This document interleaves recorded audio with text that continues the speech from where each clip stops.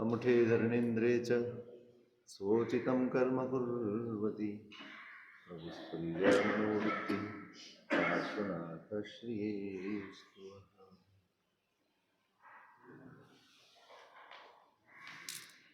प्रगट प्रभावी श्री पार्श्वनाथ परमात्माની આરાધનાના દિવસો છે।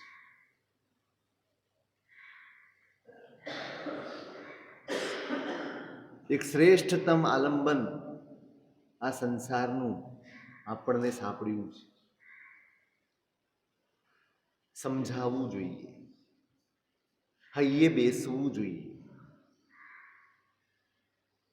આપણે જે ઘરેડમાં જીવીએ છીએ, આપણે જે આદતોમાં જીવીએ છીએ, એમાંથી બહાર આવીને આ જે ઉપલબ્ધિ થઈ છે એના વિશે ક્યારેક વિચારવું જોઈએ। આપણે બધા સાંભળીએ છીએ ઘણું, વાંચીએ છીએ પણ ઘણું, સાંભળીએ છીએ ઘણું, બોલીએ પણ છીએ, પણ જે હૈયે સ્પર્શ થવો જોઈએ એ થતો નથી। જે હૃદયમાં વાત બેસવી જોઈએ એ બેસતી નથી। આપણે બધું જ સ્વીકાર્યું છે, પરમાત્મા, એમનું શાસન, આ દેવગુરુ ધર્મ, આ બધી આરાધનાઓ, આ લોકોત્તર છે, આ બધું દુર્લભ છે, મનુષ્ય ભાવ, બધું જ સ્વીકાર્યું છે। કોઈ વસ્તુની આપણને ના નથી કે ના આ આમ નથી, સ્વીકાર્યું છે બધું જ, પણ હજી આપણે એનો સ્પર્શ પામ્યા નથી, હજી એની ચિંતા આપણને નથી।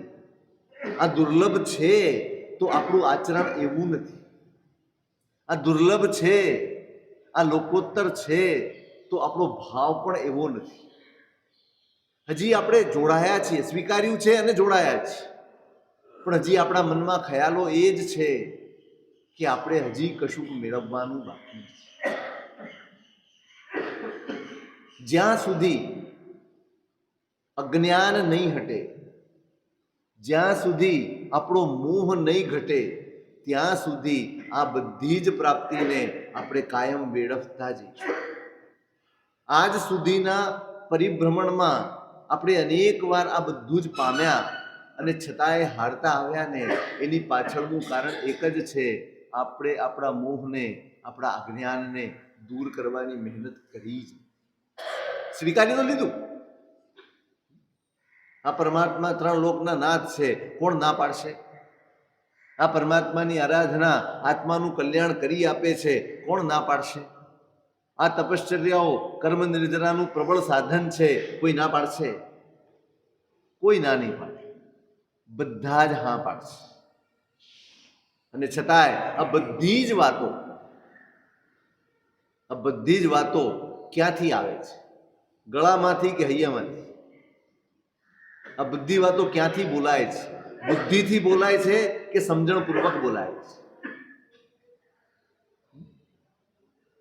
બસ આપણને ગળથૂથી મળી છે, આપણને બાળપણથી આ બધું જ વાતાવરણ મળ્યું છે, આવું જ સાંભળવા મળ્યું છે અને આપણે પણ એ જ વાતો કરીએ છીએ, બસ એટલું જ। સમજણનો જે વિકાસ થવો જોઈએ, જે અજ્ઞાન આપણા મન ઉપર છવાયેલું છે, આપણા આત્મા ઉપર છવાયેલું છે, જે મોહ આપણા આત્મા ઉપર છવાયેલો છે, એમાંથી બહાર નીકળવાની મહેનત આપણે કરી જ નથી। આપણે ક્યારેય એવું વિચાર્યું જ નથી કે જો આ બધું જ લોકોત્તર હોય અને આનાથી આત્મકલ્યાણ સાધી શકાતું હોય તો હું શું સાધવાની મહેનત કરી રહ્યો છું? હું આ બધું જ કરીને શું પામવાની મહેનત કરી રહ્યો છું? આ પ્રશ્ન થવો જોઈએ, આ પ્રશ્ન થવો જોઈએ, આ સવાલ થવો જોઈએ, આ મંથન થવું જોઈએ।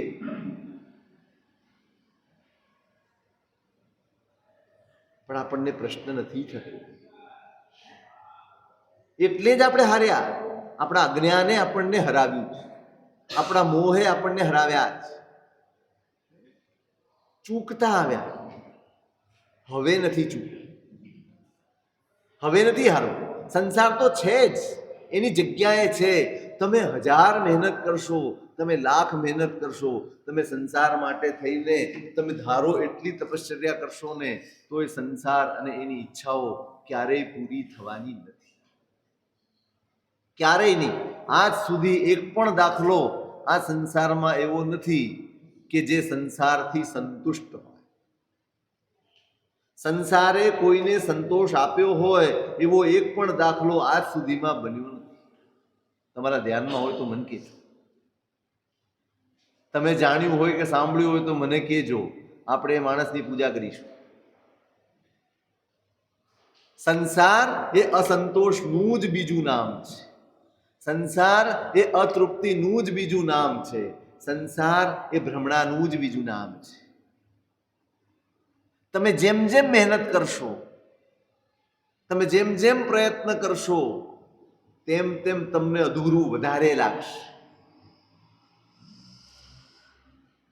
જેમ વધુ મેળવશો ને એમ વધુ ભૂખ જાગશે.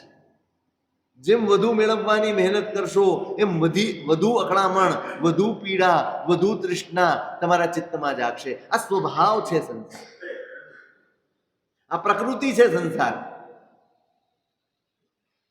ઉત્તરાધ્યયન સૂત્રમાં પરમાત્માની વાણી સચવાયેલી છે. એમાં લખ્યું છે કે આખો સંસાર અને એની સમૃદ્ધિ બધી જ એક વ્યક્તિને આપી દઈએ ને તો પણ એ વ્યક્તિ ક્યારેય સંતુષ્ટ થઈ શકે. એની ઈચ્છાનો છેડો બંગડી જેવી છે. ઈચ્છા છેડો ખરો બંગડીને કોઈ? આમાં તો ખૂણો આવે, ચોરસ હોય એમાં ખૂણો આવે, ગોળમાં ક્યાંય ખૂણો ના, ક્યાંય અટકવાનું ના આવે, કોઈ છેડો જ ન હોય. સુવર્ણ રૂપ સૌ ભવ્યા ભવે, સોનાના રૂપાના નંદ રાજાઓ થયા. સાંભળ્યું છે નામ? 9 નંદ હતા. દરેકના સામ્રાજ્યમાં એક પર્વત જેટલું સોનું ભેગું કરાતું. પર્વત ભેગું કરો સોનાનું. ગમે તેટલું ભેગું કરો, ગમે તેટલું મેળવો, એમાંનું એક તણખલું પણ આપણે લઈને જઈ શકવાના નથી. આપણું અજ્ઞાન કેવું છે, આપણો મોહ કેવો છે, જે મૂકીને જવાનું છે ને એની પાછળ જ આપણે આપણું આખું જીવન ન્યોછાવર કરી દઈએ છીએ, આખું જીવન વેડફી દઈએ છીએ. એમાંનું કશું જ નથી આવવાનું. અને આ વાસ્તવિકતાથી કોઈ અજાણ, કોઈ જ અજાણ. બધાને ખબર છે કે આ જેટલું પણ હું ભેગું કરી રહ્યો છું, કે જેના માટે હું મહેનત કરી રહ્યો છું, એમાંનું કશું એક કશું ભાર પણ મારી સાથે નથી જ આવવાનું. અને છતાંય આપણી મહેનત એના માટે જ ચાલે, એના માટે જ હોય, તો આનાથી મોટું અજ્ઞાન કઈ? સમજણ ન પડે ને એ અજ્ઞાન તો માફ કરી શકાય એવું હોય છે, પણ સમજણ પડે છતાં પણ માણસ પોતાની વૃત્તિ ન બદલે ને એ અજ્ઞાન માફી પાત્ર નથી. એની સજા બહુ ખરાબ હોય, બહુ ખતરનાક હોય.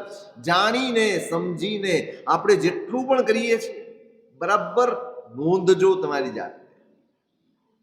આપણે જે કરીએ છીએ એમાં ખોટું કેટલું છે એ જાણો છો ખરા?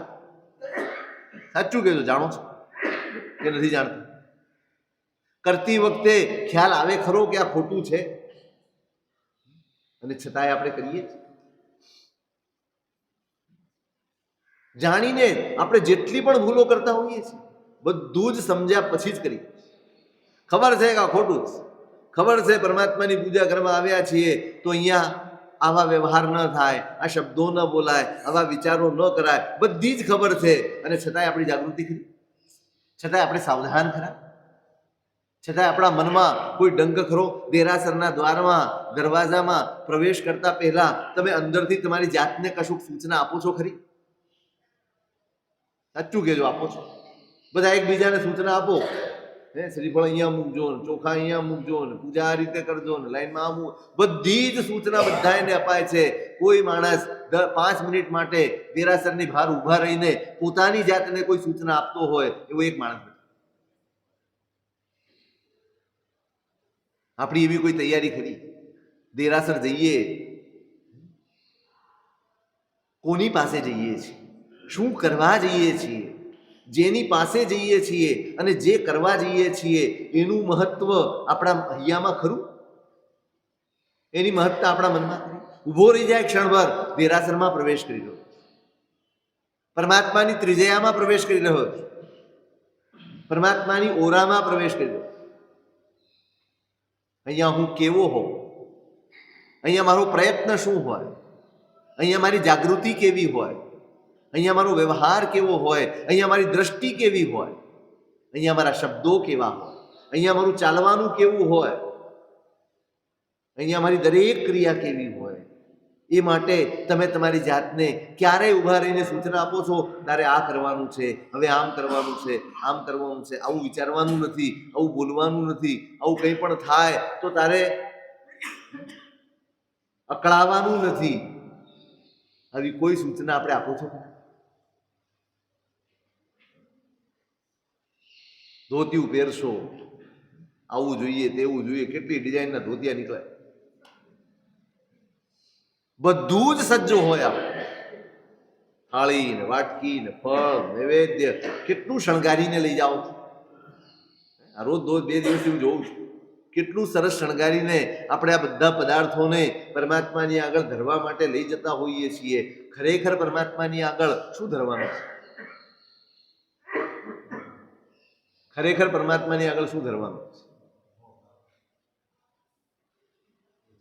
આપણું મન, આપણી ઈચ્છાઓ, આપણી યેષ્ણાઓ, આ બધું જ ધરવાનું છે. આ મનને કેટલું પેલું ગીત, મેલી ચાદર ઓઢ કે કેસે દ્વાર તુમ્હારે, ઓ પરમેશ્વર, મેલી ચાદર ઓઢ કે કેસે દ્વાર તુમ્હારે. ઊભા રહી જાય માણસ. ખરેખર જેને પરમાત્મા સાથે પ્રીતિ જોડાઈ છે ને, એ જો મનની મલિનતા હોય, જો વિચારોની અશુદ્ધિ હોય ને, તો પગલું મૂકતા પહેલા એનું પગલું પાછું પડે. અરે રે, ભગવાન પાસે જાઉં છું, કેવા વિચારો લઈને જઈ રહ્યો છું, હું પરમાત્મા પાસે જઈ રહ્યો છું, 3 લોકના નાથ પાસે, જ્યાં શુદ્ધ થવા જવાનું છે અને શુદ્ધ થઈને જવાનું. ત્યાં પણ હું મારી જ એ જ તૃષ્ણાઓ, એ જ યેષ્ણાઓ, એ જ ઈચ્છાઓ, એ જ મારો મોહ, એ જ મારા આગ્રહો, એ જ મારા ક્લેશ, એ જ મારા કષાયો, એ બધું જ લઈને જાઉં. વસ્તુઓ શણગારેલી હોય એટલે પરમાત્માની ભક્તિ થાય. વસ્તુઓ સારી હોય એટલા માત્રથી, વસ્તુઓ શ્રેષ્ઠ હોય એ પરમાત્માની દ્રવ્ય ભક્તિ છે. તમારા વિચારો શ્રેષ્ઠ હોય એ પરમાત્માની ભાવ ભક્તિ છે. દ્રવ્ય શ્રેષ્ઠ એ પરમાત્માની દ્રવ્ય પૂજા છે, અને ભાવ શ્રેષ્ઠ, વિચારો શ્રેષ્ઠ, પરિણામો શ્રેષ્ઠ એ પરમાત્માની ભાવ પૂજા છે. જે દ્રવ્ય પૂજા તમારી ભાવ પૂજાનું સાધન ન બને, જે દ્રવ્ય પૂજા તમારા ભાવોની શુદ્ધિનું કારણ ન બને, એ દ્રવ્ય પૂજાને પણ નિષ્ફળ કહી છે.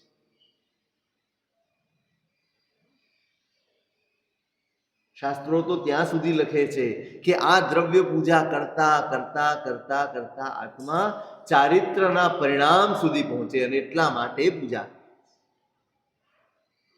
પરમાત્માનો સ્પર્શ કેમ કરવાનો છે? પરમાત્માની આટલી બધી દ્રવ્ય ભક્તિ શા માટે કરવાની છે? શા માટે? આ બધું દ્રવ્ય ચડાવવાનું કારણ શું? તમે સંપત્તિ ચડાવો, તમે મીઠાઈ ચડાવો, તમે ફળ ચડાવો, તમે ચોખા ચડાવો, જે ચડાવતા હો, તમે આભૂષણ ચડાવો છો, બધું જ ચડાવો. શા માટે? હો તો ખરા, શા માટે? તમને તો ખબર હશે, રોજ કરો છો પૂજા, 12 મહિના ચડાવો છો. શંખેશ્વર આવો ત્યારે તો વિશેષ લોકો કેવડી કેવડી ગૌલીઓ કરતા હોય છે પરમાત્માની આગળ, કેવા બધા દ્રવ્યો મૂકતા હોય છે, જોઈને આભા થઈ જવાય એવું. પણ શા માટે? શા માટે? ઉદ્દેશ્ય સમજાવવું જોઈએ, લક્ષ્ય સમજાવવું જોઈએ. આ બધું જ પરમાત્માની આગળ ધરવાનું છે. આ બધા જ મારા સંસારમાં બંધન બનીને રહ્યા. આ એક એક દ્રવ્ય જે તમને ચડાવું છું ને, આ બધા જ મારા બંધનો છે કે નહીં? બંધન. સોનું બંધન ખરું? પૈસા બંધન ખરા? ખાવા પીવાનું બંધન ખરું? કયું દ્રવ્ય એવું છે જે પરમાત્માને આપણે ચડાવીએ છીએ એને એમાં આપણી આસક્તિ ન હોય. સાચું કો, કયું દ્રવ્ય છે કોઈ દ્રવ્ય? જેટલું ધરીએ છીએ ને, હું જે ભોગવું છું એ બધું જ પરમાત્માને ધરવાનું, અને એટલા માટે ધરવાનું છે આ ભોગની તૃષ્ણા મારી શાંત થાય ને માટે ધરવાનું. આપણું અજ્ઞાન એવું કહે છે પરમાત્માને ધરીએ ને એટલે આપણને ખૂબ મળે.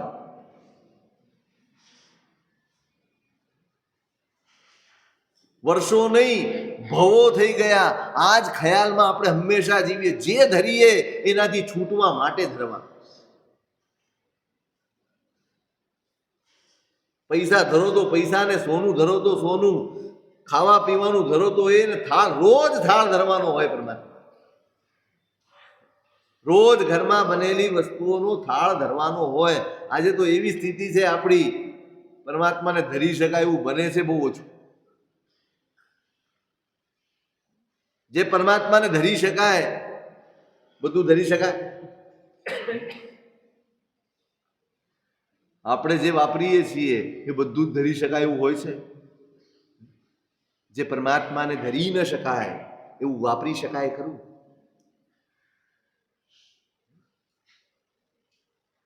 જે મારા પરમાત્માની આગળ લઈ જતા મારે બહાર કાઢવું પડે એ વસ્તુ માના જીવનમાં ચાલે ખરી? આપણે તો આરાધક છીએ ને પરમાત્માના, આપણે તો ઉપાસક છીએ ને પરમાત્માના. તો શું આટલી સમજણ આપણામાં ન હોય? ચલો, બહુ મોટા ત્યાગની વાત આપણે નથી કરતા. હું એમ નથી કહેતો તમે આ છોડી દેજો ને ફલાણું છોડી દેજો, ઢીકણું છોડી દેજો. નહીં, જેને સમજાયું છે, જેને આ શાસન સમજાયું છે, જેના પરમાત્મા સમજાયા છે, જેના ધર્મ સમજાયો,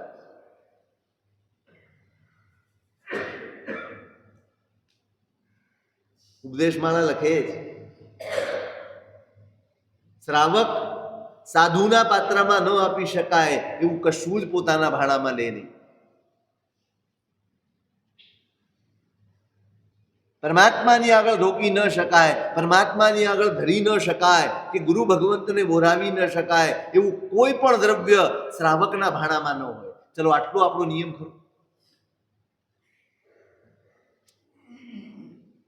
શું આપણી તપશ્ચર્યાઓ, આપણો આટલો બધો ધર્મ, આપણો આટલો બધો ત્યાગ, શું આ સમજણ સુધી આપણને નહીં પહોંચાડી શકે? આટલી સમજણ આઈમ્બિલ કરી શકાય, ઉપવાસ કરી શકાય, માસક ક્ષમણ ને સિદ્ધિ તપ ને શ્રેણી તપ બધું જ કરી શકાય. પણ આ જે પાયાનું છે, જ્યાં પહોંચવાનું છે, આ બધું કરીને આપણે પહોંચતા નથી. મેં કાલે કહ્યું, કીક મારીએ છીએ, સ્કૂટર શરૂ થતું. નિમિત્ત તો મળે અને આપણે તપશ્ચર્યા કરીએ ને, એ નિમિત્તે કરેલી તપશ્ચર્યાઓ તમારા જીવનમાં ત્યાગને જગાડે તો જ સાર્થક છે, તો જ લેખે છે. સમજણ તો હોવી જ જોઈએ. કેટલો વખત આ ખાવું છે, તે ખાવું છે, આવું ખાવું છે, આ ન ચાલે, તે ન ચાલે, આ જ જોઈએ. કેટલા વર્ષો સુધી તમારી તપશ્ચર્યાનું, તમારી આરાધનાનું, તમારી પરમાત્માની પૂજાનું કોઈ ગૌરવ જ નહીં, એની કોઈ ગરિમા જ નહીં, એની કોઈ ઉજળામણ જ નહીં.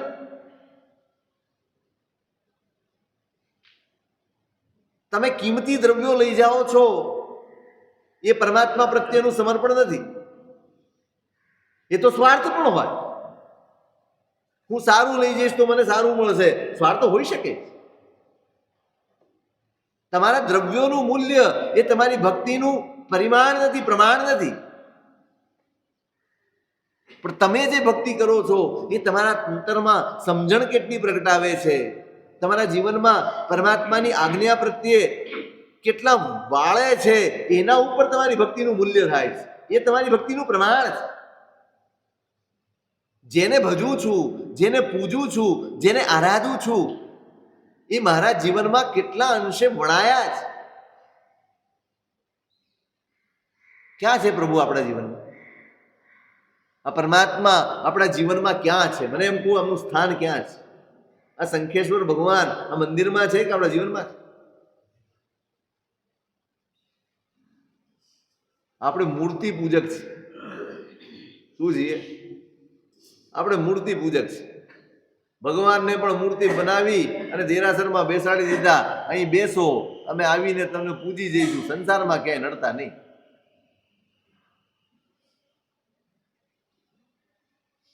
બેસાડી દીધા છે. જવાનું, એમની આગળ જે ધરવાનું છે ધરવાનું, અને બહાર નીકળીએ ત્યારે પરમાત્માને પણ ત્યાં જ મૂકીને આવવાનું. બરોબર? સાચું ખોટું? તો ખરા. આપણા જીવનમાં સ્થાન શું? કંઈ પણ કરતા પહેલા પરમાત્મા યાદ આવે ને તો સમજજો કે તમે આરાધ્યા છે ભગવાન એ સાચું છે. તમે કરેલી આરાધના સાચી છે.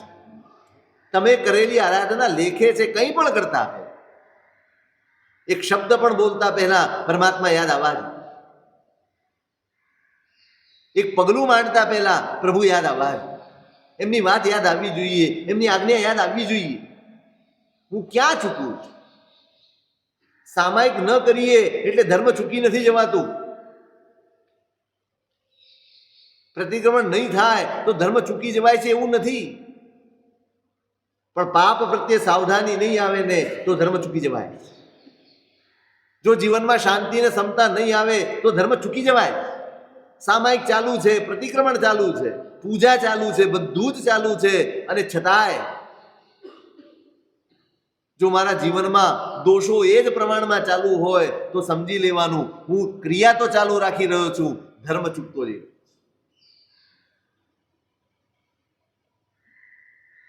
ધર્મ ચૂકાઈ રહ્યો છે. ક્રિયાઓ સચવાઈ રહી છે, ધર્મ ચૂકાઈ રહ્યો. આટલી હડિયા પાટું શેના માટેનું? આટલો રઘવાટ શેના માટેનો? સાચું કહો, શેના માટેનો? ક્રિયા માટેનો છે કે ધર્મ માટે? આટલી રાડા રાડ, આટલા દેકારા પડકારા, આટલી માથાકૂટ કોના માટે છે?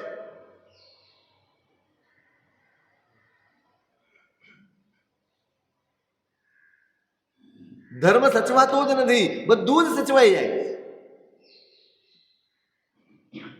અઠ્ઠમ કર્યો છે, હવે કાચું પાણી નથી પીવાનું, ખબર છે ને? ખાવાનું નથી, ખબર? શું શું ન કરાય?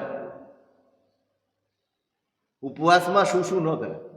કોઈ પણ આરાધના કરીએ ત્યારે શું શું ન કરાય ખબર? એ તૈયારીઓ કરતા હશો ને? કોઈ પણ આયોજન થાય એટલે આપણે પૂછીએ અમારે શું લઈને આવવાનું. કેમ? પછી આયોજક હોય તો કે ભાઈ તમારે ખાલી હાથ હલાવતા આવવાનું, બાકી બધું અહીંથી આપવાનું.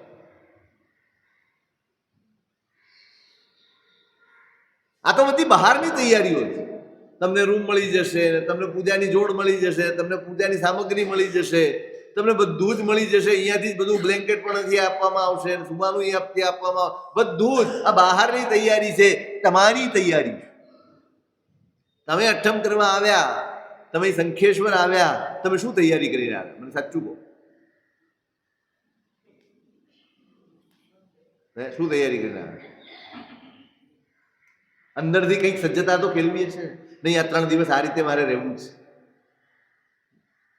કંઈક તો તૈયારી કરીએ છે. આટલા વર્ષોના અનુભવી છો તમે. કેટલા ઠેકાણે જાઓ છો, કેટલી જગ્યાએ લાભ લો છો, આરાધના કરો છો, બધે જોડાવો છો, અનુભવી છો તમે બધા. આપણી હંમેશા જે તૈયારી ચાલતી હોય છે ને, બહારની જ તૈયારી.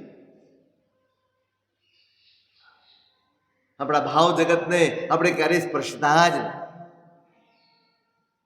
3 દિવસ કેવી રીતે રહીશું, કેવી રીતે ભક્તિ કરશું, કેવી રીતે આરાધના કરશું? વધુમાં વધુ સમય પરમાત્માના નામ સ્મરણમાં, આરાધનામાં, સામાયિકમાં, વિરતિમાં વધુમાં વધુ સમય જાય. અઠ્ઠમ કર્યો છે, આપણને એમ થાય 3 દિવસ રહીશું ને 3 દિવસ પૂજા કરશું. સાચું કહેજો, 3 દિવસ અહીંયા રહો અને 3 દિવસ તમને શરૂઆતમાં જ પૂજા કરવાનો લાભ મળી જાય, એ વધુ લાભ કે 3 દિવસ તમે અહીંયા પૌષદમાં રહો એ વધુ લાભ? સાચું કહો, તમને શેમાં લાભ દેખાય? ચલો, હું શેમાં છે એમ નહીં કહો, તમને શેમાં દેખાય?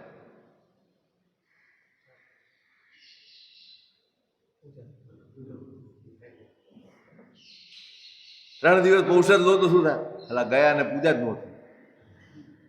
તમને અફસોસ દ્રવ્ય પૂજાનો છે. પરમાત્માની આજ્ઞા જે વિરતિ ધર્મની છે એની આરાધના નથી થતી, એની ઉપાસના નથી થતી, એનો કોઈ અફસોસ આપણા હૈયામાં નથી.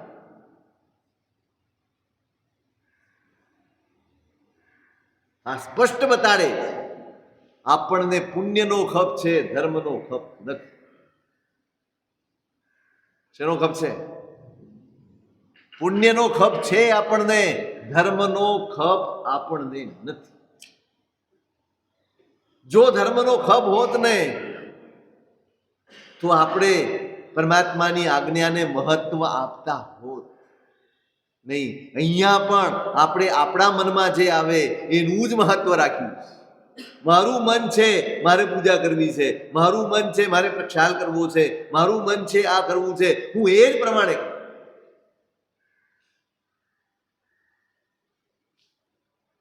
ઈચ્છા વધુમાં વધુ પુણ્ય આપશે, ધર્મ નહીં આપે.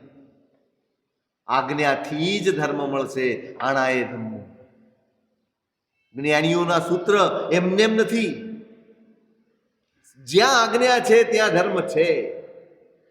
તમે ધોતિયું પહેરો અને આજ્ઞા ન હોય તો એ ધર્મ નથી. દુકાને બેઠા હો અને હૃદયમાં આજ્ઞા રમતી હોય ને તો તમે ધર્મ કરી રહ્યા. લાઈનમાં ઊભા રહીને જો પંચાયત ચાલતી હોય, જો કશાય ચાલતા હોય, જો એકબીજાની નિંદા ટીકા ચાલતી હોય કે દુર્ધ્યાન ચાલતા હોય તો સમજવાનું કે તમે ધર્મ નથી કરી રહ્યા.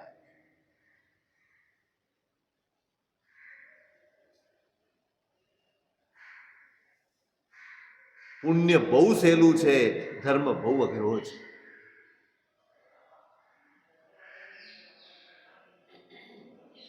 બહુ અઘરો છે ધર્મ.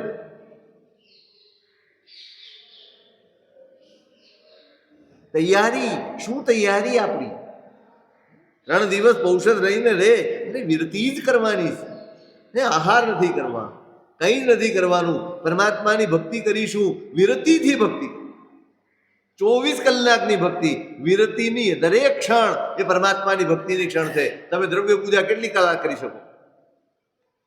સાચું, તમે પરમાત્માની કેસર પૂજા અહીંયા કેટલી 10 મિનિટ ઉભા રહીને કરી શકો છો? વાસાક્ષેપ પૂજા કરી શકો છો 10 મિનિટ? અને વિરતી કરો ને, રસ્તામાં ચાલતો હોય તોય પરમાત્માની ભક્તિ કરતો હોય, ઊંઘતો હોય તોય પરમાત્માની ભક્તિમાં હોય.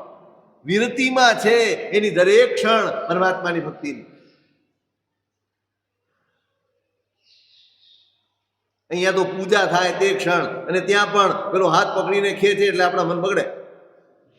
બગડે કે ના બગડે? પરમાત્માની સામે પણ, પરમાત્માની ઉપસ્થિતિમાં પણ આપણા મનમાં આર્ત ધ્યાન થઈ જાય, દુર્ધ્યાન થઈ જાય, કશાય થઈ જાય, ક્લેશ થઈ જાય, હારી જવા.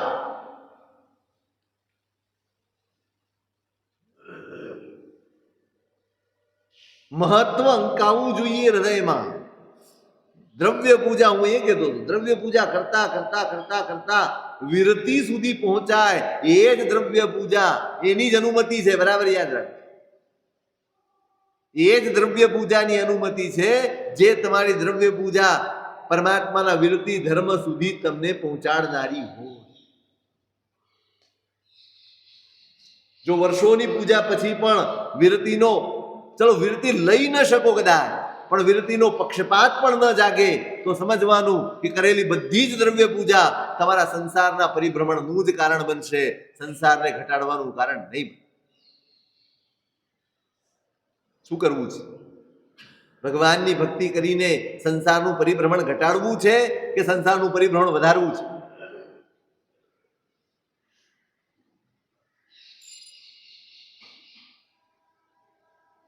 શ્રાવક તો રાહમાં, પ્રતીક્ષામાં હોય, ઇંતજારમાં હોય.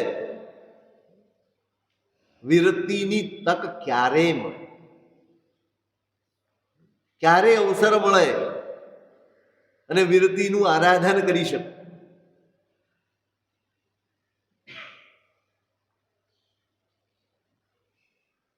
આજે પરમાત્માનું જન્મ કલ્યાણકનો દિવસ, અરે સોરી, બીજો દિવસ મગજમાં જો આ જ ચાલે છે. પોષ દશામાં જ મગજમાં આવી ગઈ.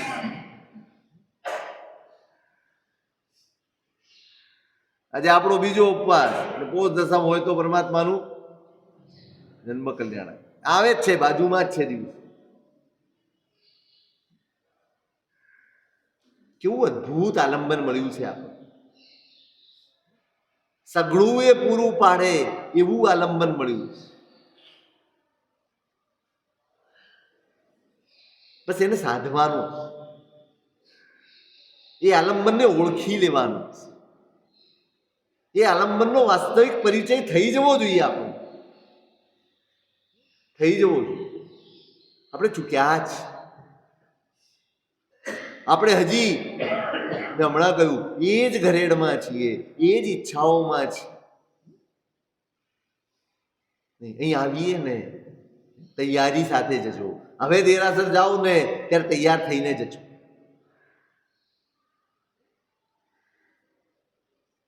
સાત પ્રકારની શુદ્ધિ બતાડી છે. અંગ તમે બોલો છો દુ અંગ વસનમન ભૂમિકા પૂજો પગરણ સાર ન્યાય દ્રવ્ય વિધિ શુદ્ધતા શુદ્ધિ સાત પ્રકાર. આ સાત શરતો છે પરમાત્મા સુધી પહોંચવા માટેની શરતો. બધી જ શુદ્ધિ અંગ વસન મન ભૂમિકા. અંગની શુદ્ધિ પણ જરૂરી, નાહવાનું જ છે. જો શ્રાવકને છે ને પૂજા કરવા માટે નથી નાહવાનું, એ નાહે છે માટે પૂજા કરવાની.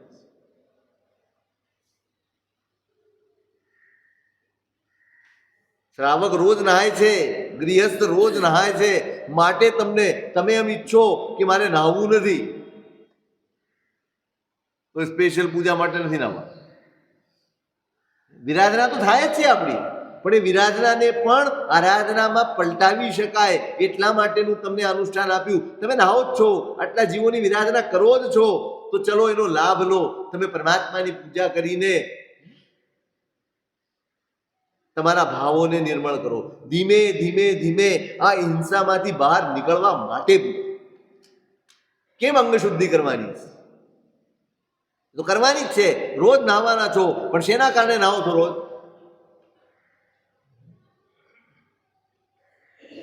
રાગ છે માટે નાહો. શરીર પરનો રાગ છે, રૂપ પરનો રાગ છે માટે આપણે અહીંયા પરિણામ બદલાઈ જાય નહીં. આ જે રાગનો ભાવ છે ને, આ રાગ દશા છે, એ તૂટે માટે પૂજાનું અનુષ્ઠાન ગોઠવ્યું છે. મારું રાગ દશા ઘટે. આ શરીર પ્રત્યેનો, આ શરીરની શુદ્ધિ પ્રત્યે અંગ વસન કપડા એ પણ શુદ્ધ હોવા જોઈએ. અને પછી મૂક્યું છે મન. મનને પણ નિર્મળ કરીને જવાનું. બે ઘડી ઉભા રહેજો, વિચારજો. ના હવે જિનાલયમાં પ્રવેશ કરીશ ને, આપણે છે ને બહુ જ ચંચળ છે. આપણા સંસ્કારો નબળા જ વધારે છે. જિનાલયમાં જઈને પણ આજુબાજુ જ્યારે જોઈએ છીએ ને ત્યારે અઢળક વિચારો એ દ્રશ્યોમાંથી આપણા મનમાં પેદા થઈ જાય. થાય છે કે નથી? કોઈ સગાવાળું દેખાઈ જાય, કોઈ પરિચિત દેખાઈ જાય, અને કોઈ એવું દેખાઈ જાય જેની સાથે તમારે બનતું. તમે જિનાલયમાં છો અને તમારો ભાઈબંધ તમને દેખાઈ ગયો, એને ખબર નથી કે તમે અહીં છો, તમને ખબર નથી કે એ અહીંયા આવ્યો છે, અને અચાનક નજર મળે, તમે ક્યાં જાઓ? દોડીને જાઓ કે ના જાઓ? તમે જિનાલયમાં પ્રવેશ કોના માટે કર્યો છે? સાચું કીધું, કોના માટે પ્રવેશ કર્યો? પરમાત્મા માટે, એની પૂજા માટે. અને એ જ ગૌણ થઈ જતું હોય તો એ આરાધના છે કે આશાધના? આ બહુ સમજવાનું છે. આ ઝીણું ઝીણું લાગશે, સાહેબ આટલું બધું કરવા જઈએ તો ક્યાંથી મેળ ખાવાનું? જો તમે આ બધી જ ઝીણી ઝીણી બાબત માટે, નાની નાની બાબત માટે, એ બધું બદલવા માટે તમે તૈયાર ન હો તો આપણને પરમાત્માની પૂજાનો અધિકાર મળતો નથી. કરીએ છીએ જુદી વસ્તુ છે, એ અનધિકૃત ચેષ્ટા છે. અધિકાર તો એને જ મળે જે સતત પોતાને બદલવાની મથામણ કરતો. અહીંયા ન જ ચાલે તો ન જ ચાલે. કોઈ વ્યક્તિ દેખાય ગઈ જેની સાથે તમારે અણબન છે, તમને બનતું નથી, એને જોઈને તમારા મનમાં શું વિકલ્પ આવે? સારા ભાવ આવશે, મૈત્રીનો ભાવ આવશે. આમે આપણે 24 કલાક દુર્ધ્યાનમાં જીવતા હોઈએ, 24 કલાક નબળા જ વિચારોમાં જીવતા હોઈએ છીએ. તો એકમાત્ર જ્યારે જિનાલયમાં પરમાત્મા પાસે જઈએ, જેટલો વખત ત્યાં રહીએ એટલો વખત આ બધાથી બચવાની મહેનત કરવી જોઈએ. એવું નથી લાગતું તમને? આપણી તૈયારી શું? આ મન શુદ્ધિ છે ને, આ જ નહીં. હવે જિનાલયમાં જઈશ ને નીચે જોઈને જ ચાલે.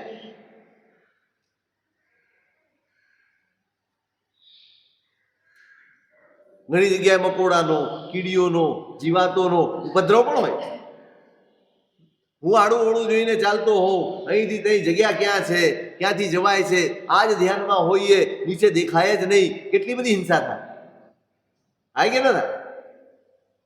તમને લાગે છે આ બધો ઉપયોગ રાખવા જેવો છે? રાખશો? હું માત્ર શંખેશ્વરની વાત નથી કરતો.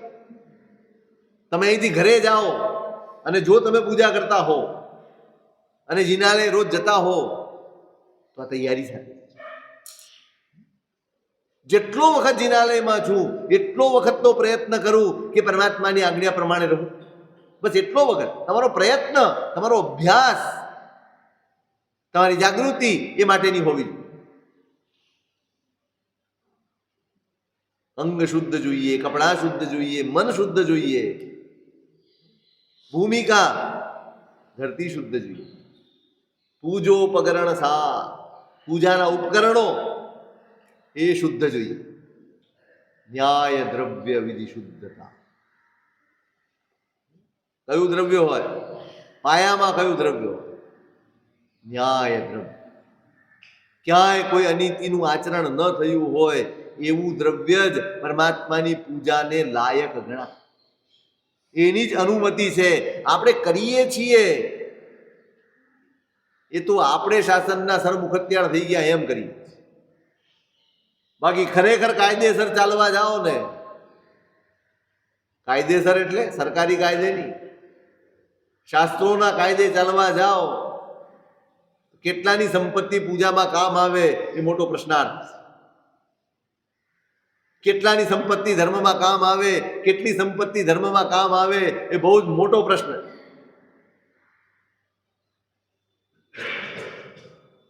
જેવા આપણે અહીંયા દેખાઈએ છીએ ને એવા વાસ્તવમાં આપણે છીએ નહીં.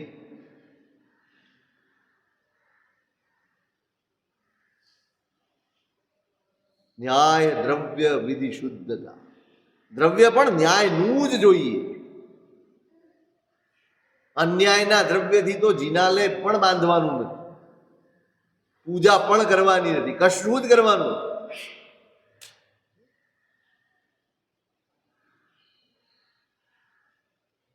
આ બધા જ સાધનો છે.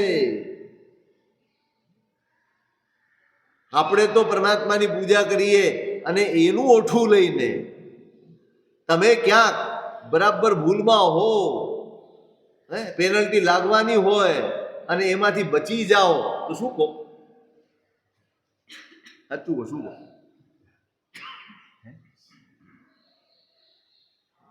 અને જો પકડાઈ જાઓ તો? પકડાઈ જાઓ અને પેનલ્ટી ભરવી પડે તો તમને એમ લાગે કે અમારા પરમાત્માની કૃપા છે? બચી જાઓ તો લાગે કે ફસાઈ જાઓ તો લાગે? સાચું કહો, શેમાં લાગે? બચી જાઓ તો કેવો હરખ કરો, કેવી ભગવાનની કૃપા. પેલાને ખબર જ ન પડી કે અહીંયા ભૂલ છે, રાજી થાવ. તમારી ભૂલ ઢંકાઈ જાય, તમારી ભૂલ ખબર ન પડે અને આપણે રાજી થઈ જઈએ. આરાધક તે છે જે પોતાની ભૂલ ઢાંકવાની મહેનત ન કરે. એ પકડાઈ જાય ને ત્યારે પરમાત્માની કૃપા માને કે પ્રભુ આ તે કૃપા કરી છે, આજે પકડાયો છું ને તો આવતીકાલે મારી બુદ્ધિ આમાંથી બદલાશે. એક વાર તમે બચો ને એટલે વધુ ખોટું કરવાની ઈચ્છા થાય. એમાંય જો 2-3 વાર બચી ગયા તો તમને તો જાણે પરવાનો જ મળી જાય. પછી તો એમ થઈ જાય આપણે સંકેશ્વર થઈ આવવાનું, જે કરવું એ કરી લેવાનું. પછી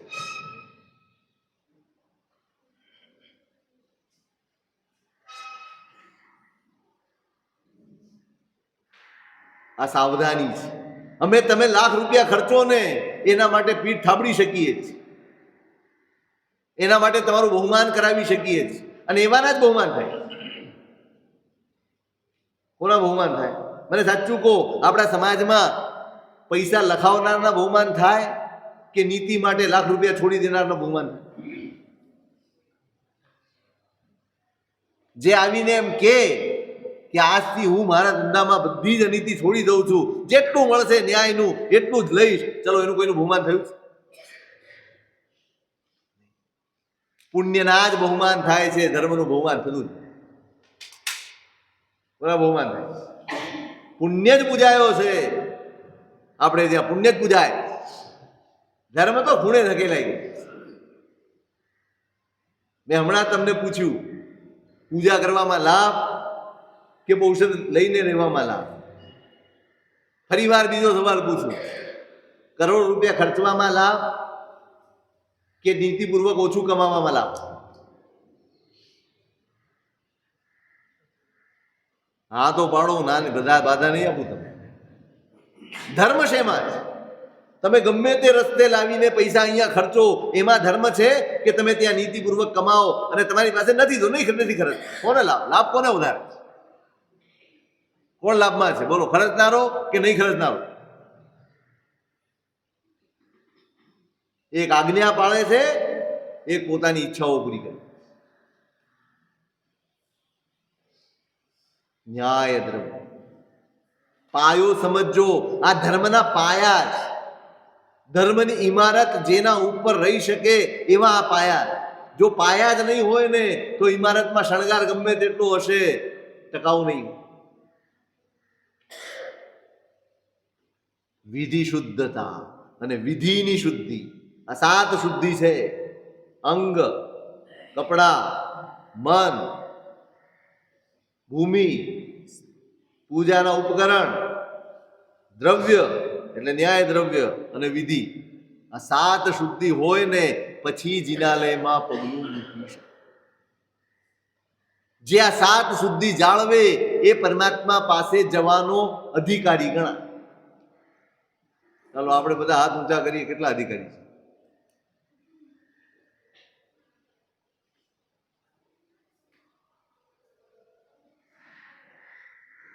પામવા છે ને,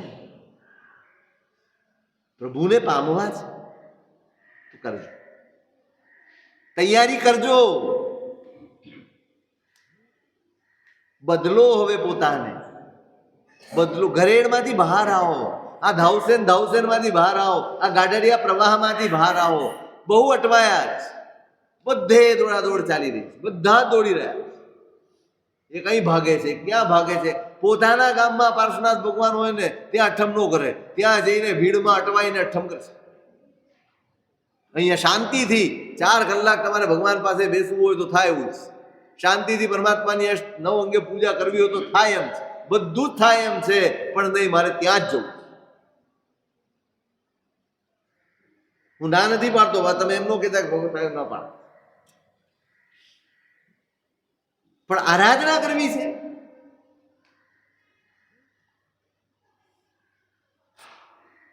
આ સમૂહ એ એવા જીવો માટે છે. હવે બહાર નીકળો, બાળ જીવો માટે છે આ બધા સમૂહ.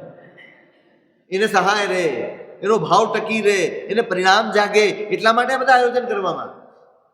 આ કરી કરી કરી કરી ધીરે ધીમે ધીમે ધીમે આપણા હૈયામાં એવો આરાધક ભાવ આવે. પોષ દસમની જરૂર નથી. જ્યારે અનુકૂળતા હોય ને ત્યારે પરમાત્માની આરાધના કરી લઈએ, એનું નામ આરાધના. પોષ દસમની રાહ ન જોવાની.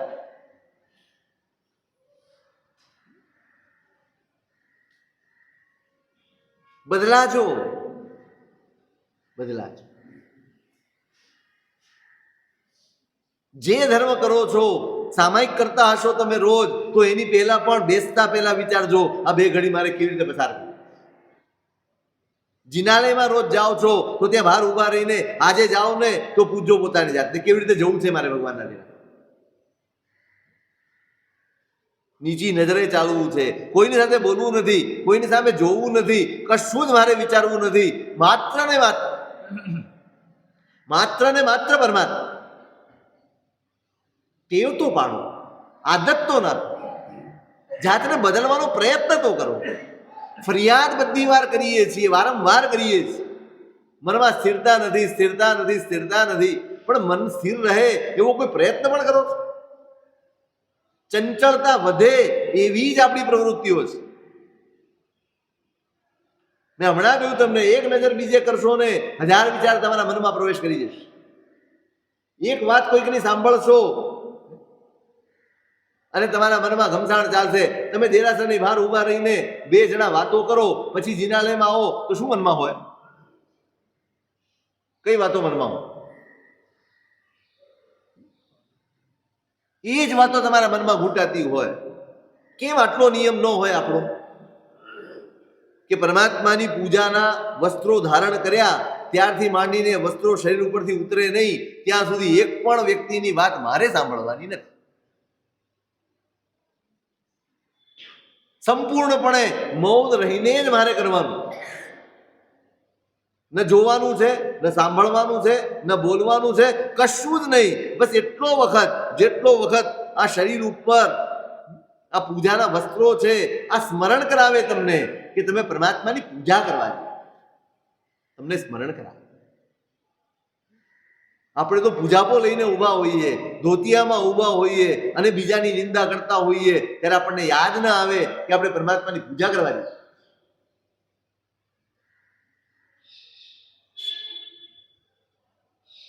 આને આરાધના કહીશું અને પરમાત્માની ભક્તિ કહીશું.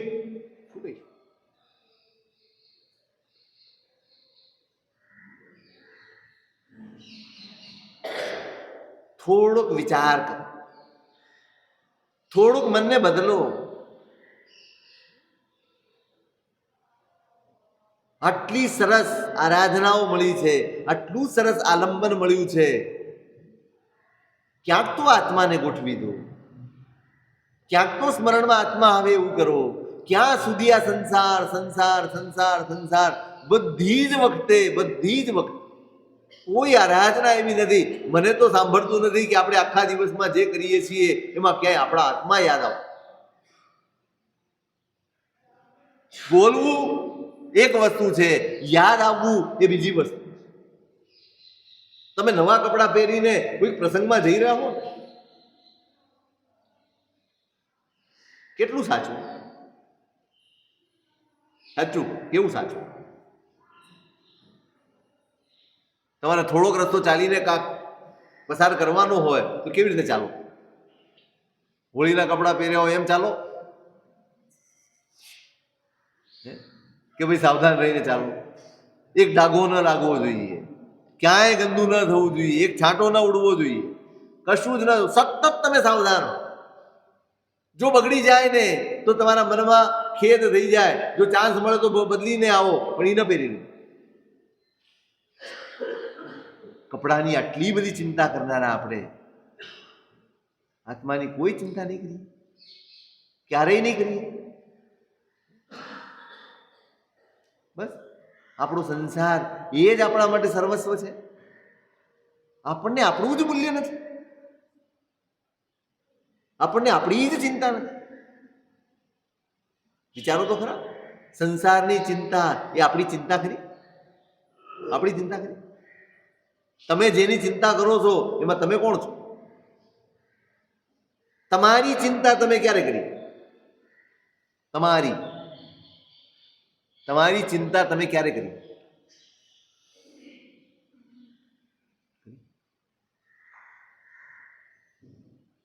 મારી ચિંતામાંથી જે પ્રગટ થાય ને એનું નામ ધર્મ છે. મારા શરીરની ચિંતામાંથી, મારા આરોગ્યની ચિંતામાંથી, મારી સંપત્તિની ચિંતામાંથી, મારા સંબંધોની ચિંતામાંથી, મારા સ્વાર્થની ચિંતામાંથી જે પ્રગટે એ પુણ્ય હોય છે. મારી આત્માની ચિંતામાંથી જે પ્રગટે એનું નામ ધર્મ હોય છે. મારો ધર્મ એ મારા આત્માની ચિંતાનું ફળ છે કે મારા સંસારની ચિંતાનું ફળ છે? શેનું ફળ છે? મારો ધર્મ, મારો પ્રયત્ન, જે કંઈ પણ પ્રયત્ન કરતા હોઈએ, તપ રૂપે, જપ રૂપે, આરાધના રૂપે, ક્રિયા રૂપે, પૈસા ખર્ચવા રૂપે, જે પણ સ્વરૂપે કરતા હોઈએ, એ દરેકમાં શું આત્માની ચિંતા ડોકાય છે કે સંસારની ચિંતા ડોકાય? જે પ્રવૃત્તિમાં સંસારની ચિંતા હોય એ પુણ્ય છે, દેખાવ ભલે ધર્મનો. અને જે પ્રવૃત્તિમાં આત્માની ચિંતા ડોકાય ને એનું નામ જ ધર્મ છે. આપણે આપણી આરાધનાને ધર્મ બનાવીએ. અનુષ્ઠાન ભલે ઓછા કરીએ, અનુષ્ઠાન ભલે નાનું કરીએ, શક્તિ પ્રમાણે કરીએ, પણ જે કરીએ એ ધર્મ બને એની ચિંતા કરીએ. પુણ્ય સંસાર વધારનારું છે. ધર્મ જ એવું તત્વ છે જે તમારા સંસારને સીમિત કરી શકે કે કરે.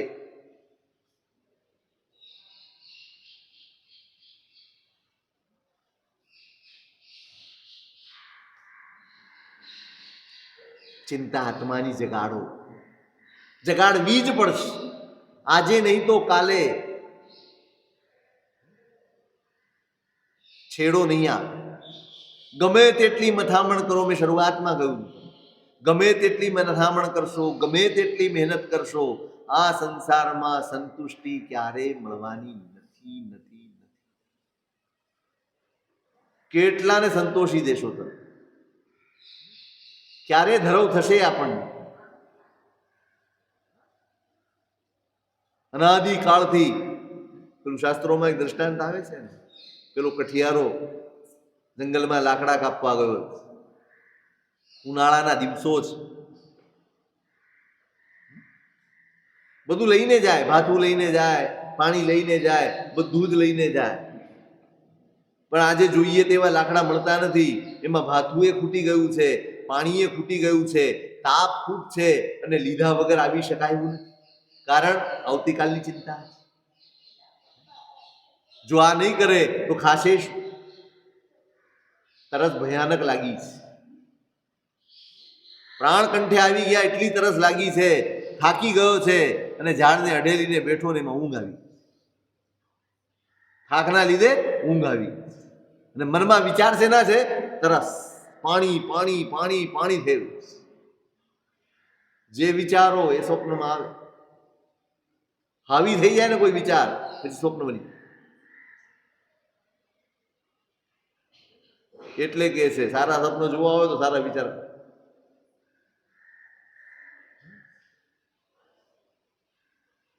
અને સ્વપ્નમાં એને એમ થયું કે મને તરસ લાગી છે અને હું પાણીની તલાશ કરું. એમાં સરોવર મળ્યું, એને પાણી પીધું, પીધે જ જાય છે, આખું સરોવર ખાલી થઈ ગયું. આ સપનું આવે છે, પણ તરસ છૂપતી નથી. આગળ ગયો, નદી મળી, નદીનું પાણી પીતો જ જાય છે, પણ શાંત થતી નથી. આખી નદી ખાલી થઈ ગઈ, ત્યાં સુધી પીધું, પણ હજી તરસ. દરિયો મળ્યો, દરિયો પી ગયો, પણ ક્યાંય ચેન નથી. થોડા દોડ કરે છે, હજી પાણી, હજી પાણી, હજી પાણી. ફાફા મારે છે, ચારે બાજુ નજર કરે છે, અને અચાનક એક ખાડો દેખાય. પાણી ભરેલું છે. ભરેલું પાણી કેવું હોય? કોહવાઈ ગયું હોય, ગંદુ થઈ ગયું હોય, જીવાતો બણબણતી હોય. દૂરથી ખાબોચું જોયું, પાણી જોયું, રાજી પાણી, અને ત્યાં પહોંચ્યો. દ્રષ્ટાંત તો અહીંયા સમાપ્ત થઈ જાય છે. શાસ્ત્રકાર ભગવંતોએ ત્યાં સવાલ પૂછ્યો છે કે જે માણસની તરસ સરોવરથી, નદીથી, દરિયાથી નથી ભરાઈ, નથી પૂરી થઈ, નથી તરસ છીપી, એ આ ખાડાનું પાણી, એ પણ ગંદુ પાણી, એ પણ થોડુંક પાણી, એ પી લેવાથી શું એની તરસ શમી જશે? બાપુ વિચારીને કહેજો, એનાથી તરસ શમી જાય ખરી? એ મેળવીને રાજી થવાય એવું ખરું? આ ખાડાનું સાવ ગંદુ પાણી, થોડુંક પાણી, કદાચ એકાદ ઘૂંટણામાં પૂરું થઈ જાય એટલું પાણી હોય તો એ મેળવીને રાજી કોણ થાય? દરિયો મળી ગયો હોય એ ખાડાથી રાજી થાય? આ વસ્તુ આપણને લાગુ પડે છે. શાસ્ત્રકારો એમ કહે છે, તમે સંસારના પરિભ્રમણમાં બધી જ જાતના સુખોનો અનુભવ કરી ચૂક્યા છો. આજે તમારી પાસે જે છે એના કરતા વધુ સુખો તમે અનુભવ્યા. દરિયા જેવું દેવલોકનું સુખ પણ તમે અનુભવીને લાખો વર્ષો, ગણ્યા ગણાય નહીં એટલા વર્ષો સુધી એ દેવલોકમાં રહેવાનું હોય. પાછું આપણી જેમ નહીં, પેલા ઘૂંટણીએ ચાલો, ધીમે ધીમે મોટા થાવ. ત્યાં તો 2 ઘડીમાં માણસ 32 વર્ષનો યુવાન હોય એવો થઈ જાય, 2 જ ઘડીમાં. અને જીવે ત્યાં સુધી એ અવસ્થામાં રહે. અને ગણ્યા ગણાય એટલા વર્ષો સુધી ત્યાં નથી કમાવાનું, નથી કશું ખોવાનું, કશું જ નહીં, બધું જ સુખ, સુખ ને સુખ. દરિયા જેવડું સુખ એ અનુભવીને પણ આપણે આવ્યા છીએ. અને અહીંયા એ દેવલોકના સુખોની સામે આ આપણા મનુષ્ય લોકના સુખ એ કેવા ગણાય? કેવા ગણાય? એ ખાબોચિયા જેવડા કે એના કરતા વિશેષ? એના કરતા કઈ વિશિષ્ટતા ખરી? એ ખાબોચિયા કરતા બદતર. જ્યાં જીવાતો બળબડે છે, કેટલી ચિંતા, કેટલા ટેન્શન, કેટલા માથે ભારા. એકાદ દિવસ તમારી જિંદગીનો એવો ખરો કે જેમાં તમને એક પણ ચિંતા નથી? એક પણ ચિંતા તમને ન થઈ હોય એવો એકાદ દિવસ ખરો? શોધવો પડે, યાદ આવે, છતાંય આપણે સુખી ને. જો આટલા સુખે આપણે ધરાયા નથી તો આ મનુષ્ય લોકના થોડા વર્ષના એ પણ આ ચિંતાઓ, ટેન્શનો, ડિપ્રેશનો એનાથી ભરેલા આ બધા સુખો તમને ધરવી દેશે.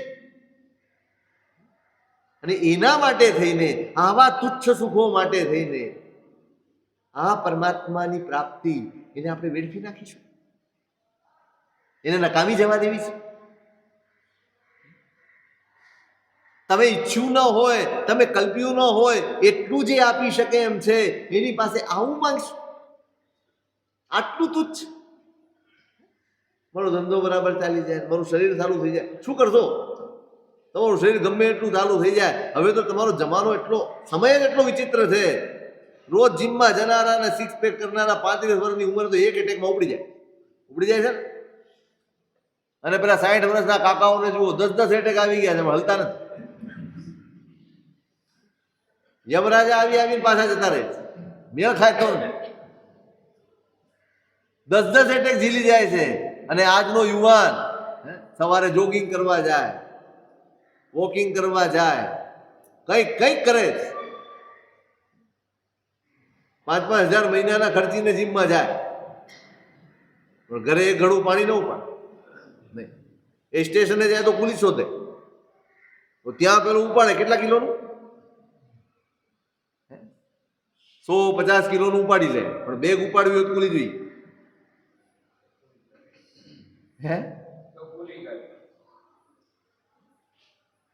35 વર્ષે, 40 વર્ષે, 50ની અંદરમાં આવ્યું હોય ને, એકાદ એટેક આવે ને બધી, આટલું ક્ષણભંગુર જ્યાંનું સુખ છે એની માગણી માટે થઈને આ પરમાત્માનો ઉપયોગ કરવો, આ જ્ઞાન નથી આપણું, આ મોહ નથી આપણું.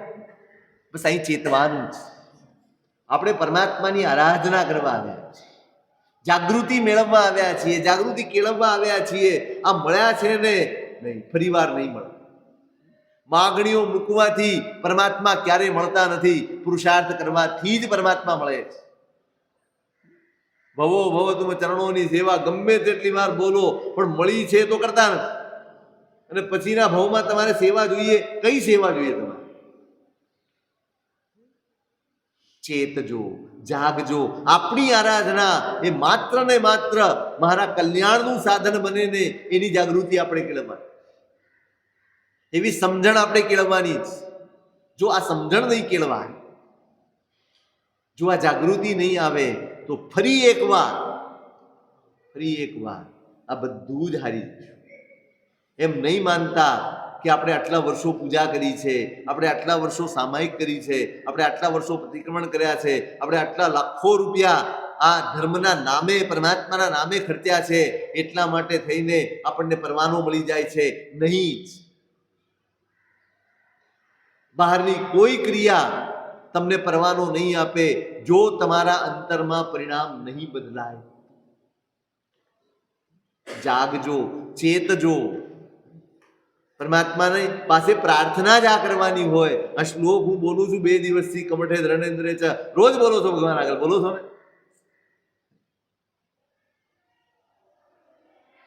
બહુ અદ્ભુત ભાવ ભર્યા છે. હેમચંદ્ર આચાર્યનો શ્લોક છે, આપણે એને સમજવાનો. ભગવાન પાસે જઈને શું પામવાનું છે ને એ આ શ્લોકમાં આપણને બતાડ્યો. સ્તુતિના બહાને આપણને જગાડવાની ચેષ્ટા આ મહાપુરુષે કરી છે, અને એ શું છે આપણે કાલે